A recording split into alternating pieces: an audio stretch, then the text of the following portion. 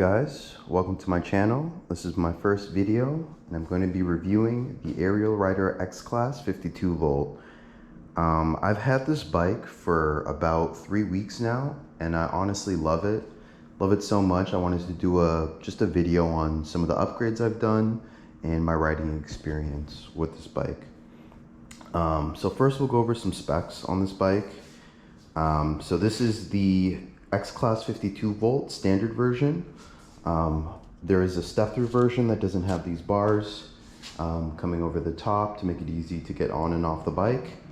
But I specifically wanted the standard version, and I'll get a little bit more into that later on in the video. So for the specs for this bike, it's a 52 volt system with a 52 volt 20 amp hour battery that gives you, Ariel Rider reports that it gives you can get up to 75 miles of range on this bike, but that's not realistic. Going about full speed, I could probably achieve around 25 miles on a full charge. The longest ride that I've done on this bike is 15 miles, so in the future I'll definitely consider doing a range test and getting a more accurate value on realistic range, going full speed on this bike. But yeah, it's 52 volts, tons of power. In the rear wheel, we have a 1,000 watt motor with a peak of 2,000 watts, and that is plenty enough power. That is one of the main reasons why I decided to purchase this bike. I'm currently living in San Francisco, and there are a ton of big hills that I may have to encounter every now and then, and this bike crushes them, to be honest. In some cases, you do have to pedal to assist the bike as well, going up those tall hills, but thankfully this bike comes with a Shimano 7-speed shifter as well, which you can see here, which is easily adjustable, and that also helps when it comes to getting better gear ratios for climbing hills. So that is another big reason why I bought this bike. We have Tektro hydraulic brakes on the front and rear wheel. Kickstand's amazing, as you can see. The bike also comes with a standard foot pegs, so you can carry a passenger. Ideally, you would get a longer seat, or Ariel Rider sells a passenger seat as well that you can mount to the bike. So that's pretty sweet. I don't think I intend on riding with passengers too much on this bike, but it's always a good to have just in case. I also purchased the extended cargo rack from Ariel Rider, and these are almost never in stock, so I decided to capitalize and grab this rear rack. I use this bike for getting groceries, going for fun rides, so having that extra carrying capacity was pretty important to me. On the front, we have a West Biking hard shell bike bag. This is actually not the one that I ordered on Amazon, but they sent it to me anyway. I ordered, I believe the company is called Emelu, and I see a lot of people in the Facebook groups with that bag, instead of using the Ariel Rider's branded bag that they sell on their site. But yeah, I mounted the bag, and it actually, I didn't mind the look of it. It's also waterproof and has a hard shell, which is great. It is a little bit too long for this specific bike, but in the future I will consider getting a different bike bag. So far it's been okay. It's just been a few issues where sometimes it'll want to roll off the side of the bike. I've seen that can happen with the Ariel Rider branded bags as well, but as a solution to that, I've seen on the Facebook groups that somebody was able to 3D print a flat platform that you could mount onto these top bars here, just to ensure that it's not gonna roll over on you or fall off the bike while you're riding. So I may consider that in the future too. In terms of upgrades, I have this side view mirror, which to be honest, doesn't really work that well. Just because I can see cars that are, far off into the distance, but cars that are very close to me or right beside me, this mirror doesn't help me. In the future, I'm gonna look into getting side view mirrors that I can mount right into the handlebars, which will give me a better view. I actually ordered a side view mirror that can do that, but unfortunately it was the wrong size for these handlebars. So in the future, I'll probably order another one that can fit this size. I've also mounted a phone mount onto the handlebars as well. This is a Rock Bros phone mount. Unfortunately for these handlebars, there's not a whole lot of space for me to mount this so that the phone is straighter. Right now it's on an angle. And when I put my phone in, you can see that it's just gonna be kind of off to a slant, which is not great. I would mount it lower on the handlebars, but this part of the handlebars actually gets smaller here, and it would be an opportunity for the phone mount to slip off and, you know, probably drop my phone. So for now, it's just being mounted diagonally, which is fine. In the future, we'll get another handlebar, which I've already ordered and received. I'm just gonna probably mount it in the near future and see which one I prefer, to be honest. Yeah, so in the future, I'm gonna mount I have a 9 centimeter high-rise handlebars, and they're also not as swept back as the handlebars on this bike. Yeah, I guess we can get into some of the debates I've seen online about this bike, some of the downsides or parts of the bike that people don't like. On the standard X-Class version, the handlebars are much more swept back than the step-through. The step-through has some nice tall BMX handlebars that let you sit more upright. A lot of people don't like this cafe racer looking handlebar because it forces you to lean over while you're riding, and if you have back problems, that's not great. So yeah, my experience with them has actually not been that bad. The handling's not that bad either, but I decided to go ahead and get another handlebar anyway, just to see what the difference would be. And here it is. Just need to spend some time and install it. It's the same length as these handlebars. It just has a higher rise and it's not as swept back. As you can see, these handlebars are much more, much less swept back than the standard handlebars. So in the future, we're gonna mount it and have some fun there, test the differences, and I'll probably make another video on that as well.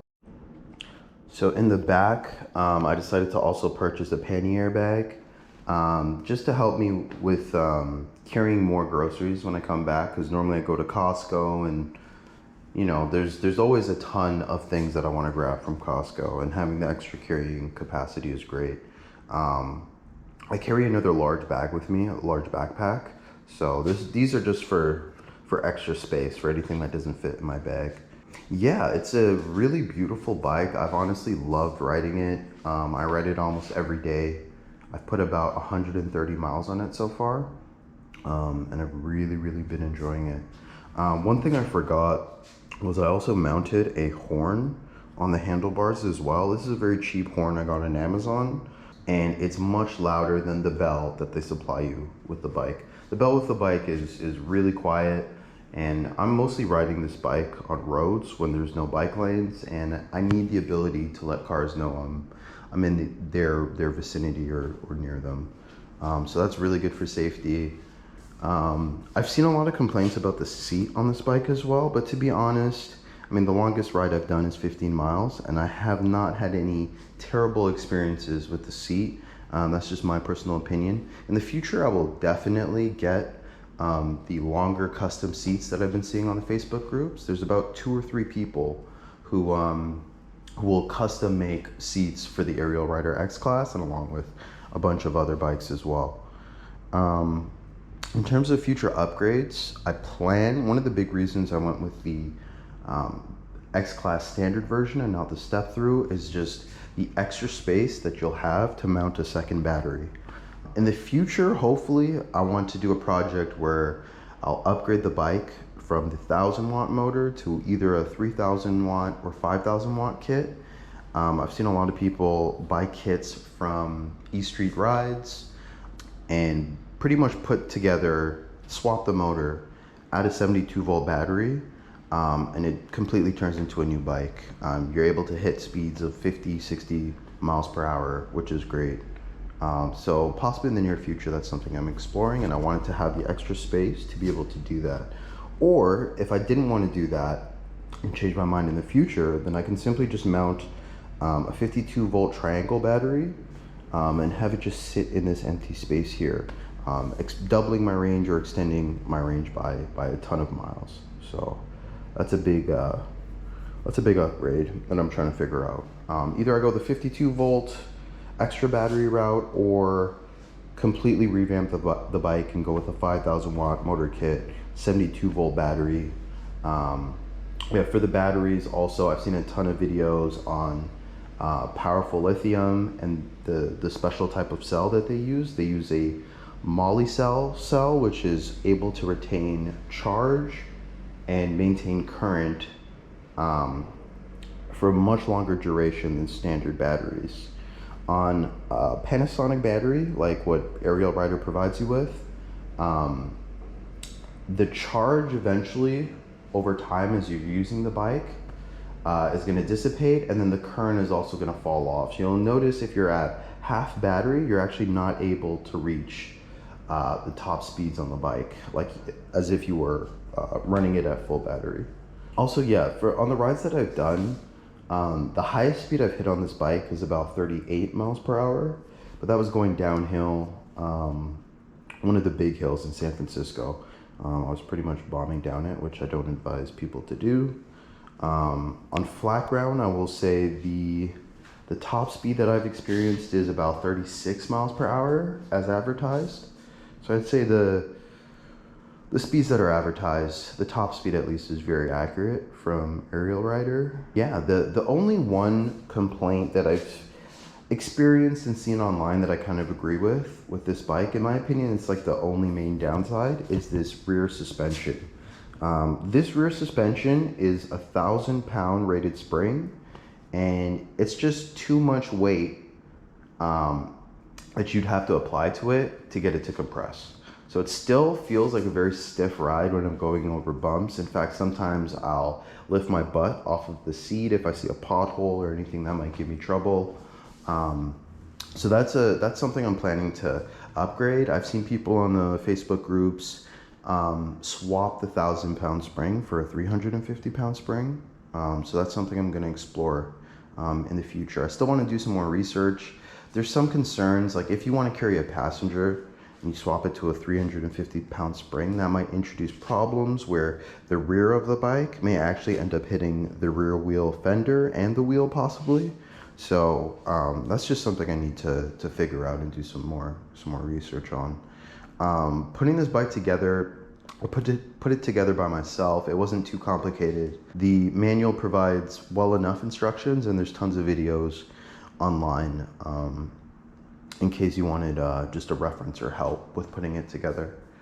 In terms of safety also, I've also purchased a Kryptonite New York lock.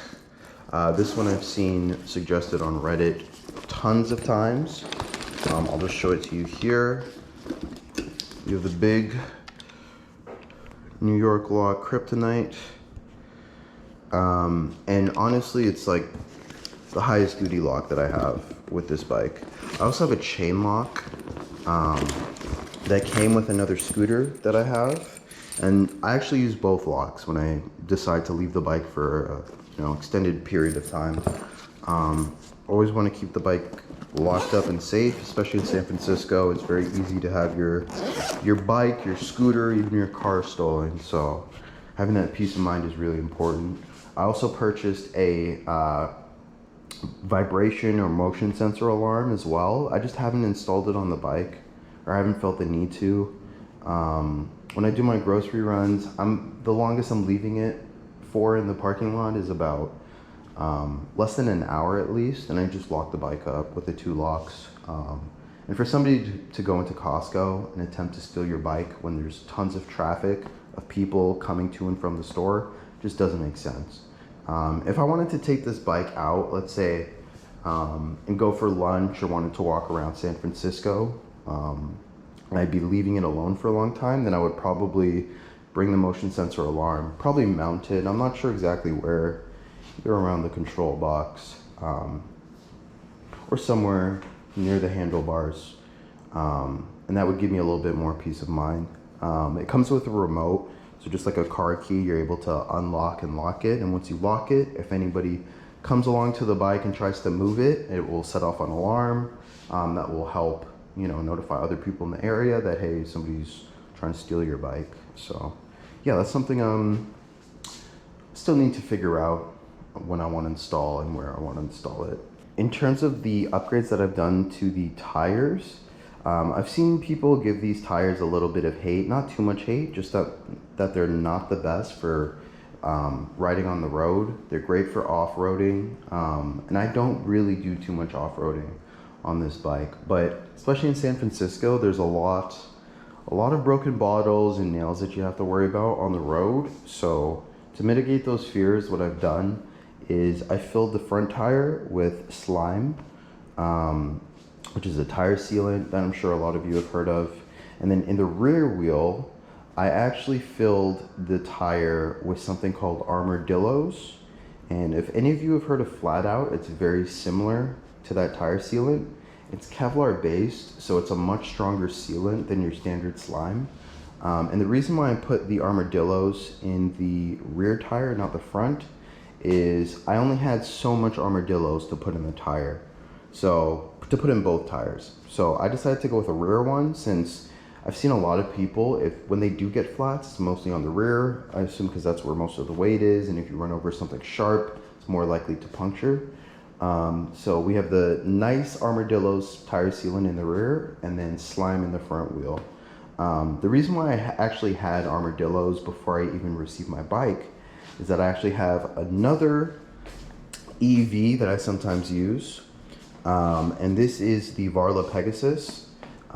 This is the 9-inch tubeless tire version, which I honestly love. I had this scooter for about 2 months before I ordered the Ariel Rider X-Class, and this was my main mode of transportation, even for grocery runs.